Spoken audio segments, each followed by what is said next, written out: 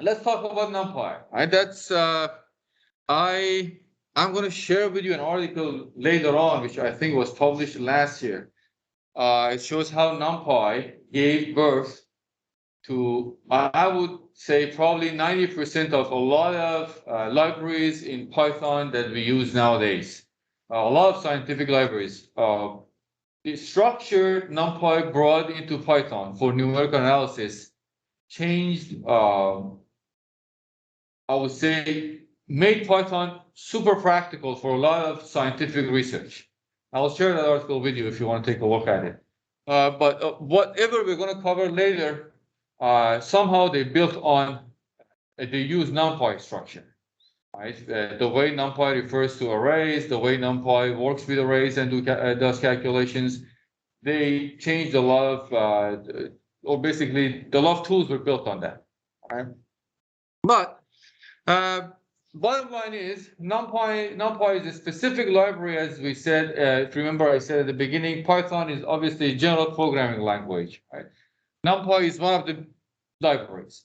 So every time you want to do something in Python, you probably need some kind of library specifically designed for that purpose. Right?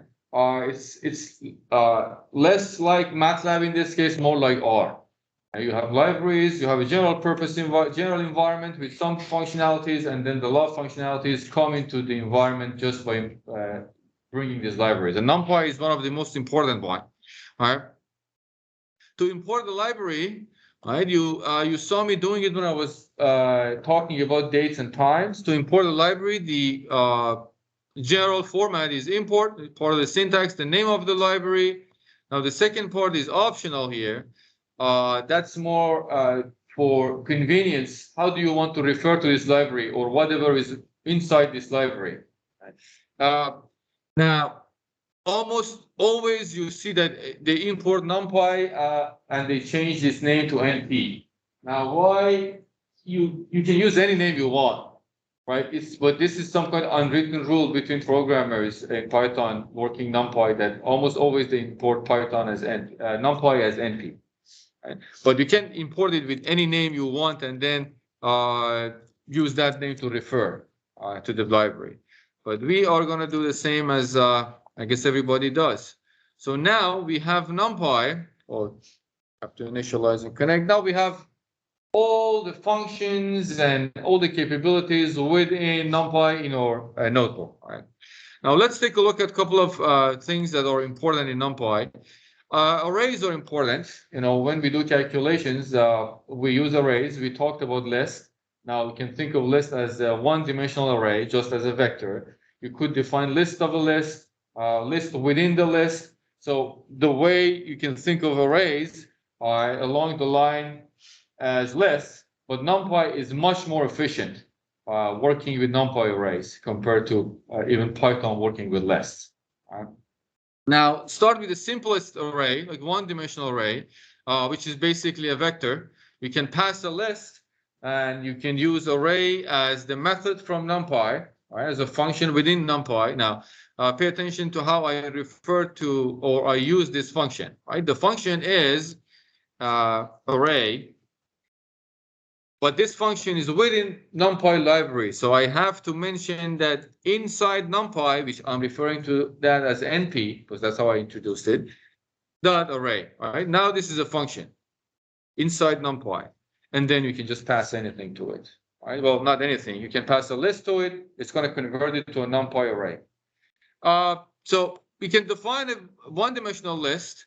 Now, shape is a method for a NumPy array. If you run or use shape method, it gives you the shape of that array. Now, in this case, we have a one-dimensional array, or you can think of it as a vector. It gives you 5 and nothing. I'll talk about this a little bit. There is a difference between 5, comma nothing and 5, comma 1. This is a vector. This is a one-dimensional array. But once you have 5, comma 1, that's a two-dimensional array. And that can become problematic. And you're going to get yourself in trouble if you don't figure out the difference. There are some functions that are written to accept one-dimensional arrays. There are some functions that they do not. We'll talk about reshaping at the end. All right, so that's the simplest way of defining a NumPy array. You pass the list, use array, and then you can just get a one-dimensional array. You can define a two-dimensional array, right, by using a list inside the list, right? I have my first row, 1, 2, 3, 4, 5, and I have my second row, right, 6, 7, 8, 9, 10. Now this is a two-dimensional array, and think of it as a matrix, right? The first row and the second row. And if you get the shape, you get 2 by 5, right? 2 rows, 5 columns. Now, Python looks at arrays. We don't really refer to, even in two-dimensional, we don't really refer to them as rows and columns. I try to do it because we are more used to it using with matrices. But in general, Python uses axes. So axis 0 is always referring to rows. Axis 1 refers to columns. So you can think of a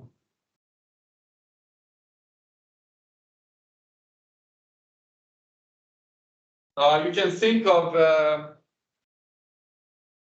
two-dimensional array, right?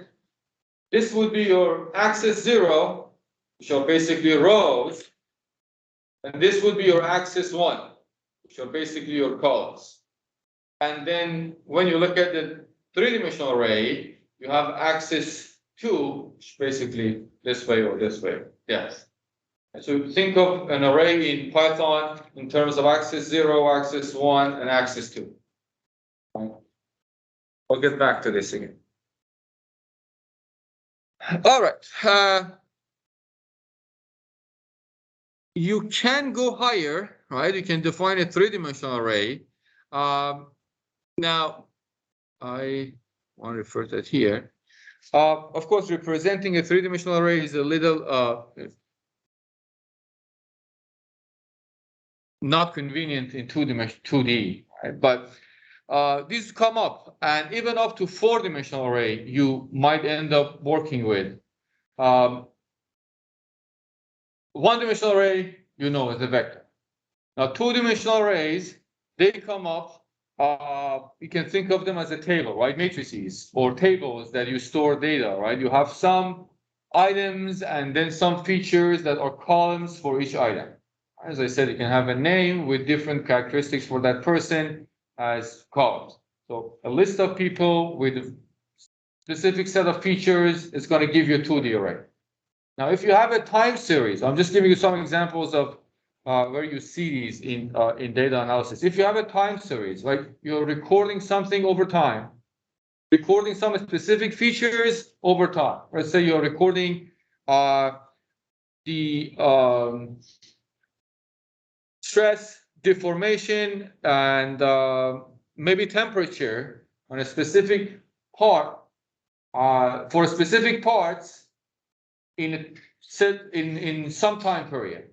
Right? That'll give you a three-dimensional array.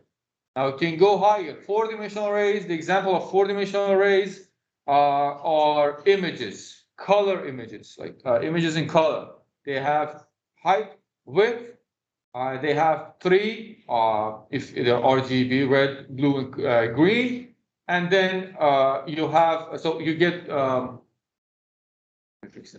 and then you get multiple images. So you have, I don't have anything. So you have, for one image, you get a 3D array. You get width, height, and then three channels, as they call it, red, green, blue. That would be your 3D array. Then you have multiple images. So that becomes a 4D array, right, when you're working with images. Now, you are going to have even five-dimensional arrays if you are working with videos, because then frames come to play. So that would be your fifth dimension. But that's pretty much as high as we go, and then we're doing any kind of data analysis or machine learning. I can't think of any case that you need an array more than 5 dimensional.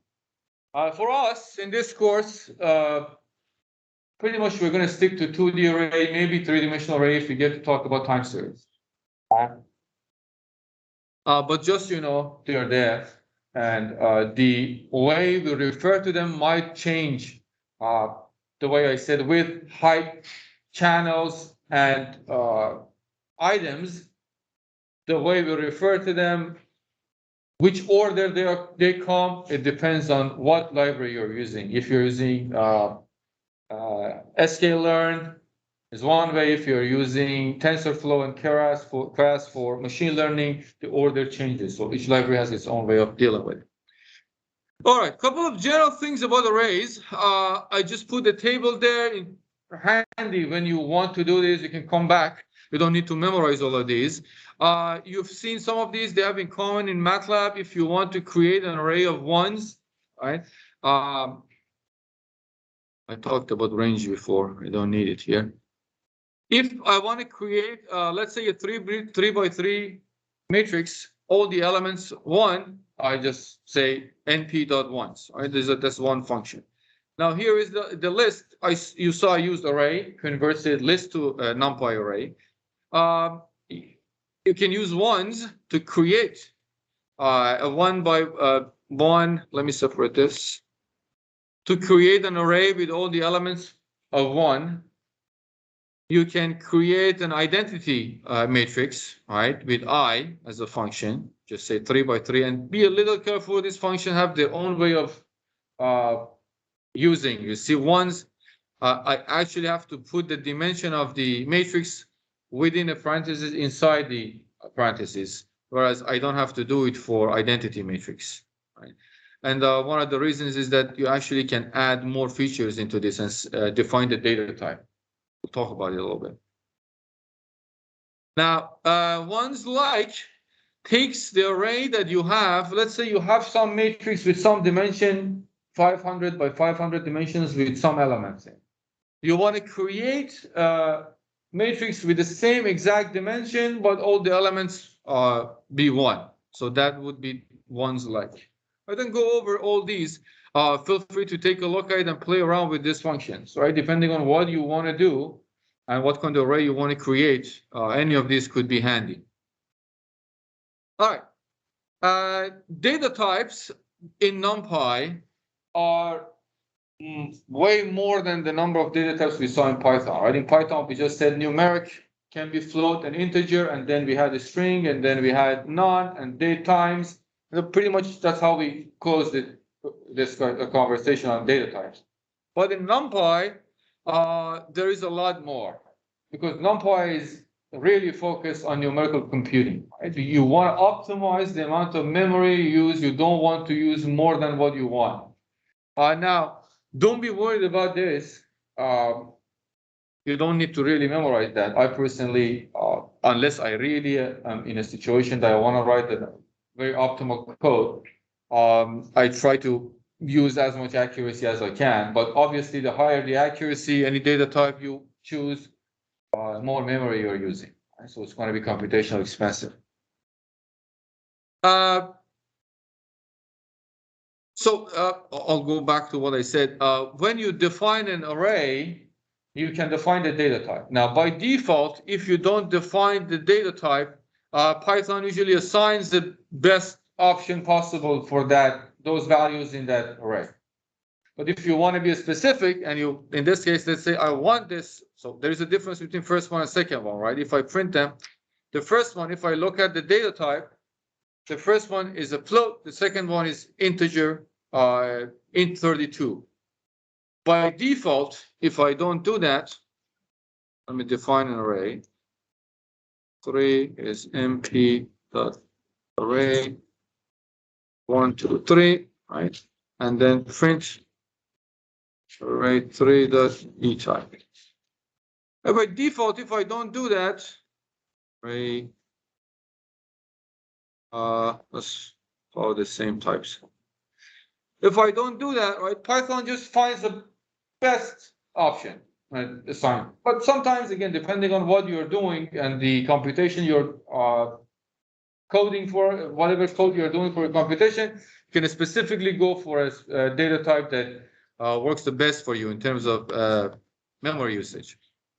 So, Ben, I just brought the table here for your reference later on if you want to come back and make sure that you're using the right data type.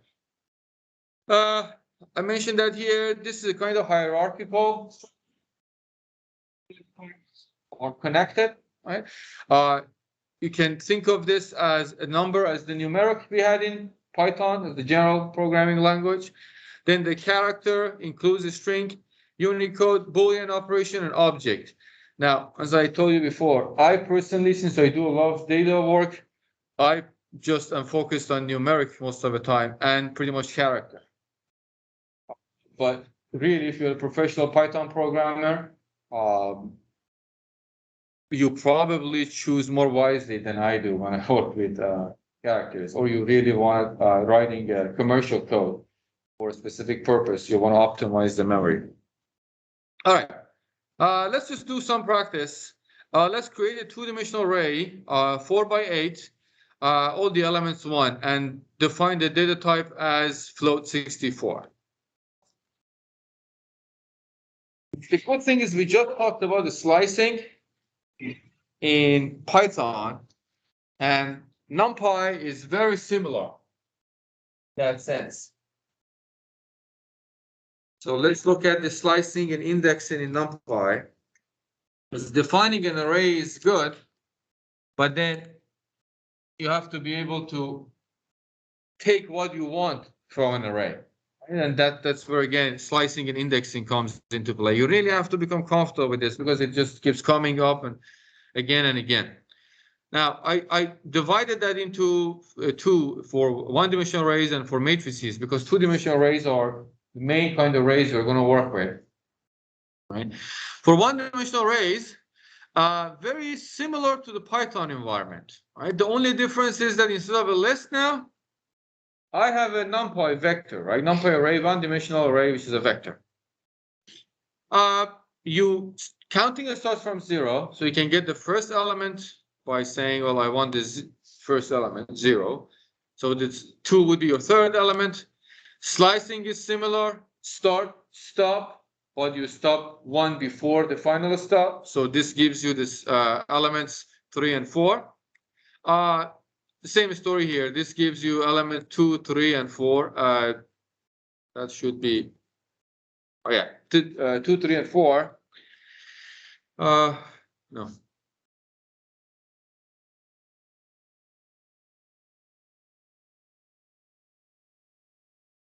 Okay. All right.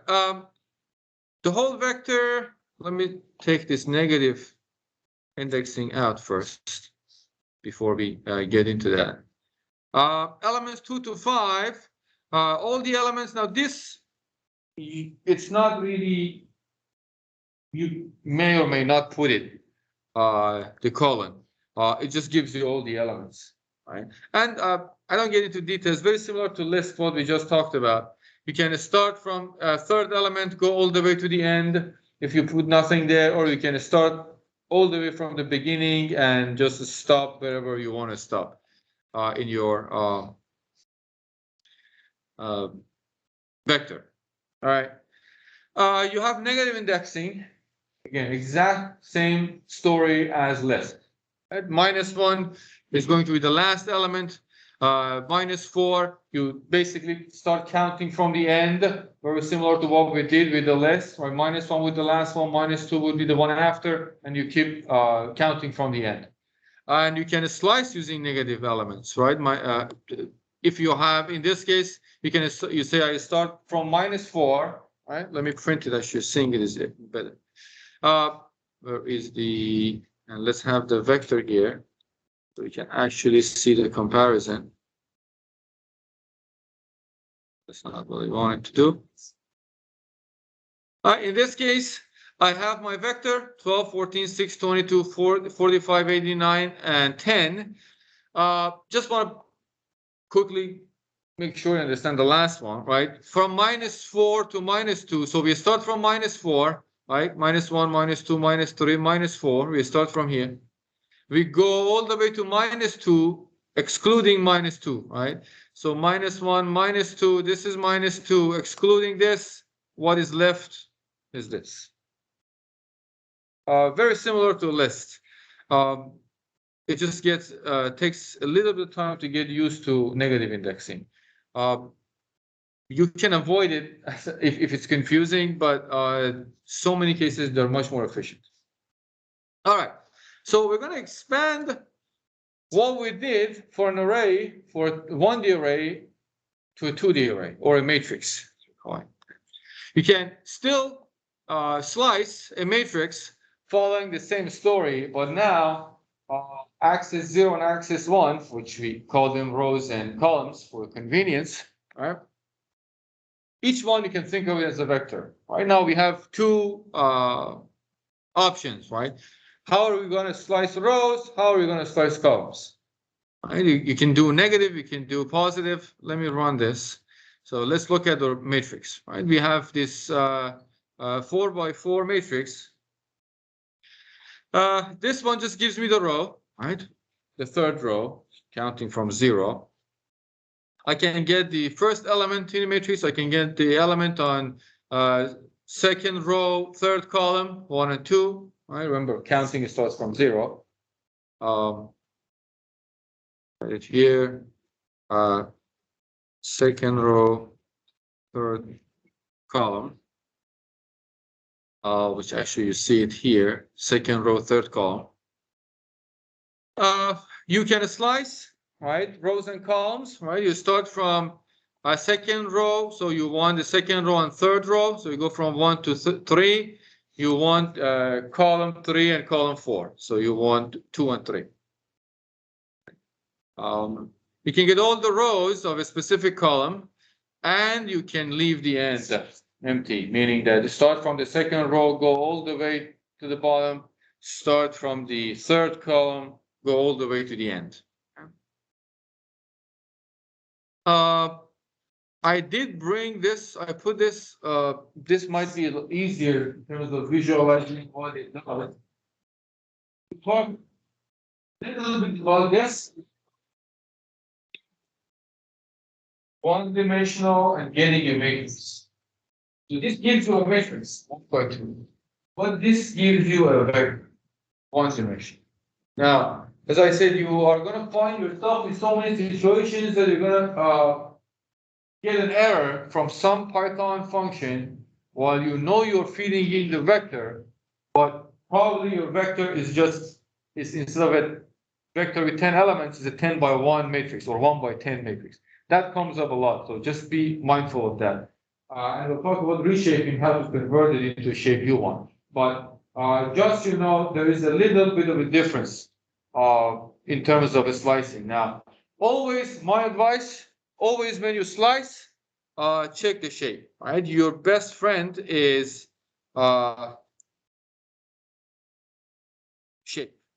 Right? Always double check the shape of the array that you're getting before using it for any purpose. Just a sanity check to make sure that the dimensions are what they should be. Okay. All right. You can replace an element, right? The way you refer to an element, you can replace that element and say, I want element as row 1, column 3, or column 4 would be replaced by any number I want. So arrays are like lists in this case. You can obviously modify them. As long as you know how to slice it, the same way you can replace it. All right. Let's do this question. Just practice a little bit. All right. Define this matrix. It's a 2D array. The way we define an array, you have to define a list within a list.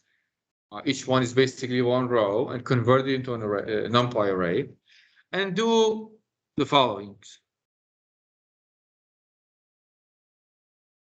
All right. Let's look at some mathematical operations.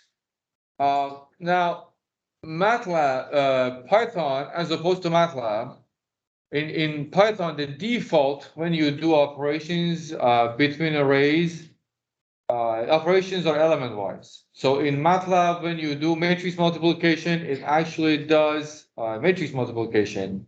But in Python, a typical multiplication sign does element-wise multiplication. And the logic is Python and Numpy specifically are designed to work with data. And the default way of dealing with this with data, similar to R, we are usually interested in element-wise multiplication, and that's why that's the default way of doing things in Numpy. So pretty much all the typical operations or signs that we had in Python, the general Python in Numpy does element-wise operation for you. Then we'll talk about linear algebra and how to do it, actually matrix multiplication or matrix vector multiplication in Python, in Numpy. But let's look at some of these, right? So a typical multiplication does an element-wise multiplication, right? I have two vectors, multiply them. It just gives me the multiplication.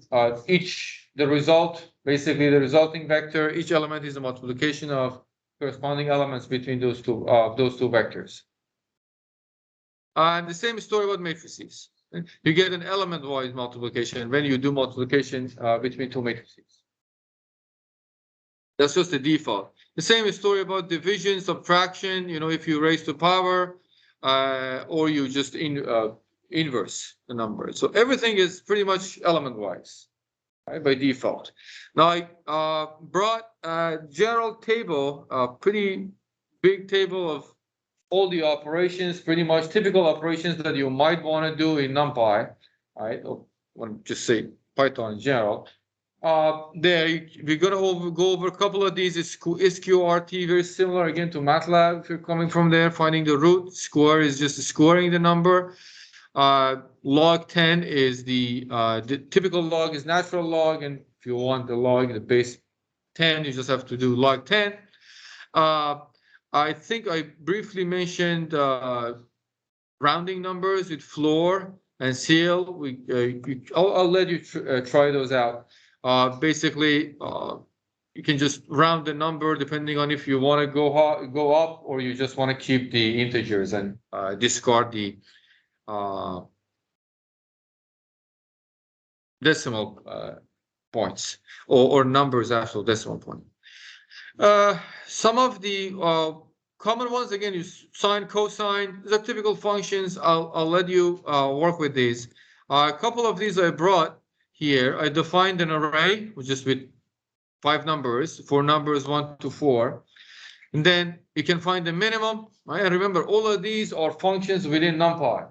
So whenever you want to use them, you have to say NP or whatever name you use when you import Numpy library dot whatever functions you want to refer to. Right? You can find the minimum, you can find the maximum, you can find the square root, you can find exponential values, find the log, natural log, etc.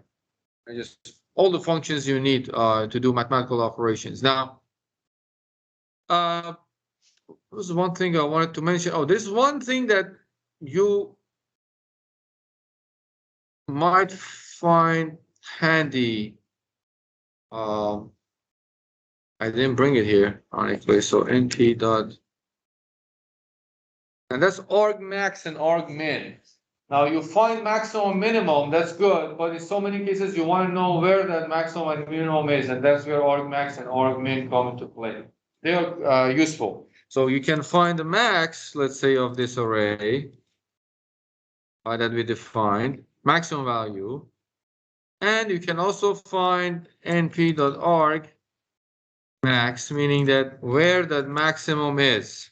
ID, I ran that one. Which element is the element that you have the maximum? If you do modeling, it's pretty useful to know where the maximum and minimum is. Aside from the value, you want to know where that is. So argmax and argmin will do that for you, just as a side note. It can just be argmin. All right, let's do this question. Define a one-dimensional array, the elements from -5 to 5, and a step size of 0.5, and this is the equivalent of a range function that we had. A range function that we had in Numpy, we have a range.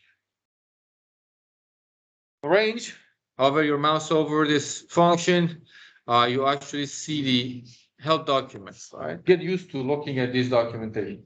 What does that say? It says start in bracket. In brackets means start is optional. If you don't say anything, it starts from 0. stop is mandatory, and then you have step as another option. So if you define start, stop, and step, right, that's going to just give you a vector of whatever the step is. Now, there is this, I'll talk about linear space, which is similar to MATLAB, but a range does not include the endpoint.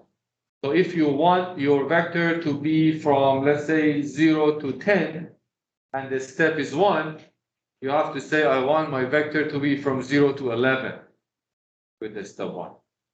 So be a little careful with that. Like if I define, let's say, NP range 0 to 5, step 1, right? I get 0 to 0, 1, 2, 3, 4.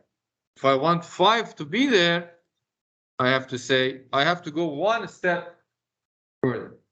Now, depending on what your step is, if my step is 0.2 and I'm going from 0 to 1, I don't get 1.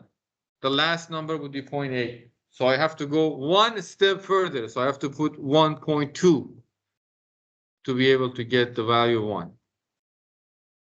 Just keep that in mind. Put it as a comment or somewhere as a note. A range doesn't give you the final. The stop is not included in your vector when you generate or create a vector with a range. All right, so this part is something that specifically is for us, you know, as engineers, we do use MATLAB for this purpose a lot. So if you use MATLAB for linear algebra, you know, doing matrix multiplication, finding, like transposing matrices, doing, finding eigenvalues and eigenvectors, this is the part that I try to bring some of the examples that can help you to do what you do in MATLAB in Python or using Numpy. Right? So this speaks to matrix multiplication. As I said, it's not the natural way of doing things in Numpy, and that's why when you do matrix multiplication, right, I'm using some dot. Right, there is a specific function to do matrix multiplication. I can't just say x multiply y. If you want to do matrix multiplication, that's the way to go. I'm say multiply these two matrices x and y, and that'll give you the result of a matrix multiplication. Now, maybe later on I get time to talk about it. MATLAB, Python does it has some feature that can be annoying for us, but if you multiply sometimes matrices that are not compatible, you will see, I'll let you go play around with it. You will see that if you multiply a vector and a matrix that are not compatible, in so many cases you get results. It doesn't throw an error.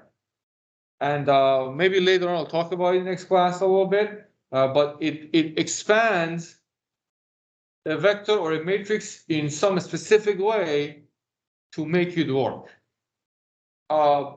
It's practical for some purposes, but you have to be a little aware of that because it's not like MATLAB that if you multiply two matrices that are not, like if you multiply 2 by 3 or 5 by 6 in MATLAB, you get an error. But in Python, there are cases that you don't see any error and code continues. I'll talk a little bit about that next class. Let's just finish this one. Now, common ones, right? In the algebra, maybe you want to find the elements, the diagonal elements in a matrix. You want to do matrix multiplication. You want to find the determinant of a matrix. You want to get eigenvalues and eigenvectors inverse of a matrix. Right.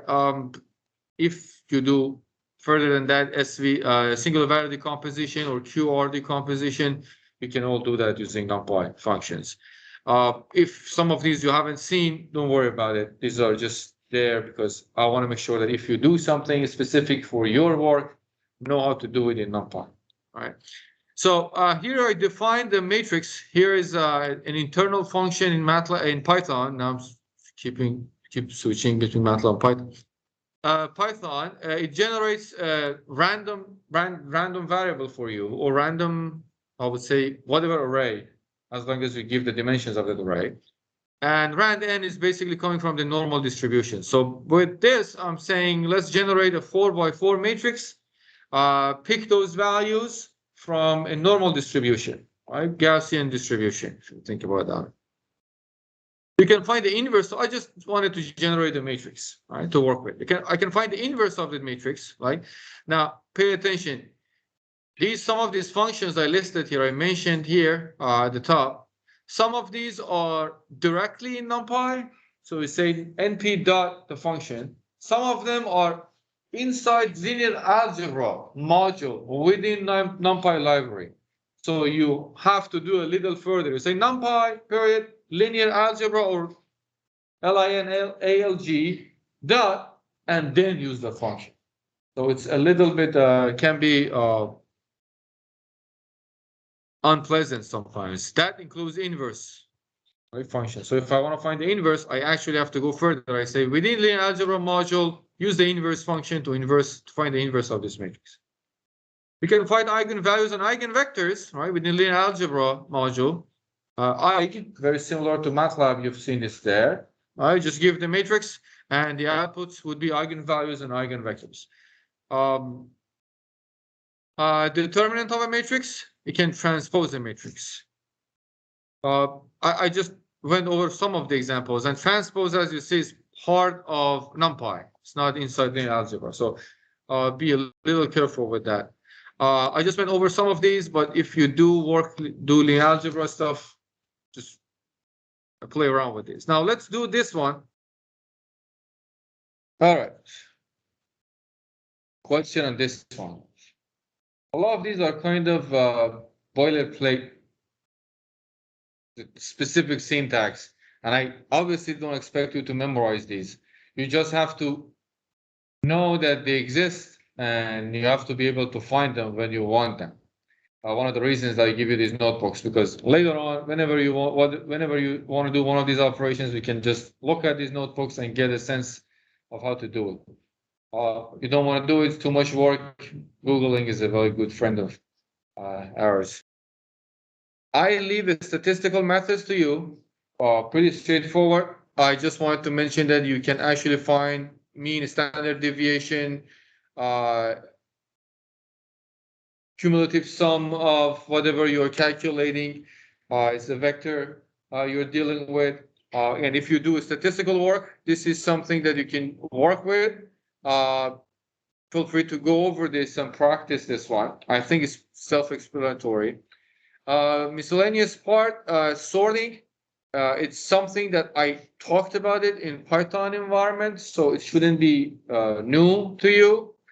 It's something that we do in MATLAB, and it's handy to do in NumPy is flipping the arrays, right? Sometimes you have a matrix, you want to flip it upside down or flip it left to right, and pretty much just there's one command doing that for you.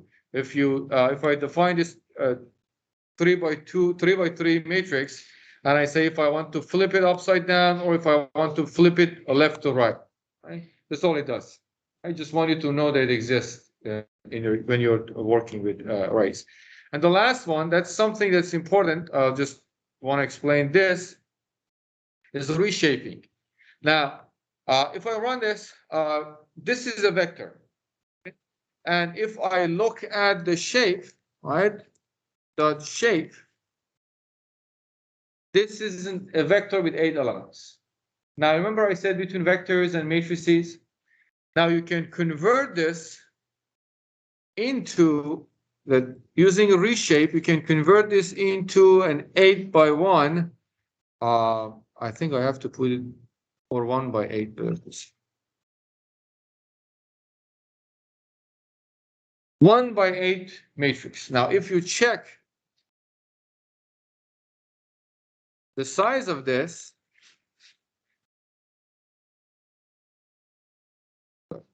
shape, now it's a 1x8 matrix. Now, this really comes handy. You define a vector, you think you have a vector that's good for some specific operation, but actually the shape is just a vector. But you might need a matrix or a vector in a two-dimensional array. So you can always use reshape to change it into a shape you want. Now you can change it to any shape. You can change it to a 4x2 matrix. All it does is just rearranges the elements for you, right? In terms of copying, one thing I wanted to mention that I brought this example, hopefully you looked at it. In Python, when you define an array, specifically in Numpy, if you make a copy of that and you want that copy to be an actual copy, you have to use the method .copy, right? So you have to put it in a new variable and use the method .copy. Making a new variable name equal to the old variable name, it does work, but not in a way that you probably are expecting it to work. If you make the first example here, if you define an array like A, NumPy array, and make B equals to A, what happens is that whatever change you make in your first array is going to be reflected in your second array. So it's not actually a copy, it's more of, we can think of it as a shortcut to the same place in the memory on your computer. So it depends on what you want to do, but just keep in mind that whatever change you make in the first array is going to be reflected in the second array. Now, if you want an actual copy that is independent from the first variable, there you have to actually use the method .copy on your array and then put it in a new variable. If you do that, then doesn't matter what you do to the first array, the second array does not change. All right, so be a little mindful with that. You might get yourself in trouble if you don't pay attention to this. All right, part of the logic is that, well, sometimes you don't really want a complete copy. Sometimes you just want something that is connected to a first array, so you can save some memory when you're writing a program. Second thing is something that you are probably familiar with. Range we talked about. Range in one in Python and the other one in Numpy. But linspace is something that you have seen in MATLAB if you have done programming in MATLAB, and you can use the same kind of a structure in NumPy to create vectors. Right? As long as you identify the start point, the stop point, and number of intervals or number of samples are in your vector, you can actually define a vector using linspace. And linspace is just a method or function inside NumPy. So remember, you have that option. I'm not going to go over it. I think the examples are pretty clear. You can get the vector output. Whether or not you're going to include the endpoint, it's an option. If you don't, the number of samples, the sample is going to be divided in a way that does not include the endpoint. But if you do, it includes the endpoint. And you can also get the spacing, right? If you put the option RET step, it actually also returns the spacing between samples. So that's another option to create a vector. Aside from a range and range, you also have linspace to create vectors.